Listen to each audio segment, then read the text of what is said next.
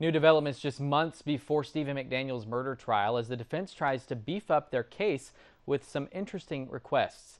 Here now to shed some more light on their arguments and tell us if they're valid is attorney Jay Davis. Jay, thanks for being here. We appreciate it. Thanks, Andrew. So the attorneys for Stephen McDaniel, who is accused of killing Mercer Law grad Lauren Giddings, say that his bond, which is $850,000, is too high. Since the death penalty is off the table, he should be able to go home, live with his family. What do you think about that? Well, legally, you got one issue. First of all, he only got a bond because the DA failed to make the 6-month deadline and get an extension on that. So we did get a bond in this case. Typically, you're entitled to another bond hearing when there's some sort of change in circumstances.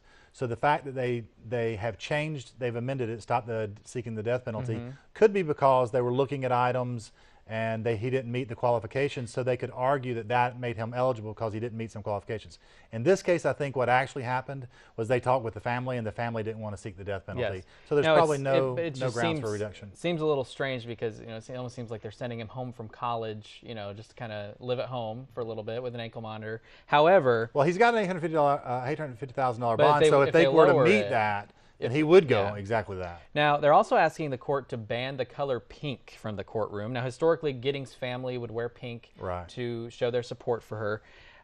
The defense fears this will somehow sway the jury. Is that a valid argument? It's a valid argument. You're going to have to balance one thing. It can have an impact on the jury, what's going on in the courtroom, especially if it's overwhelming with pink. You also don't want to get like somebody has an alternate color where they come in with a different color and you have battling colors.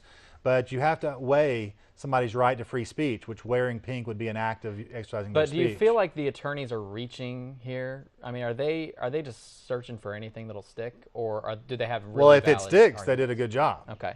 Now, they're also asking to throw out certain pieces of evidence really quick.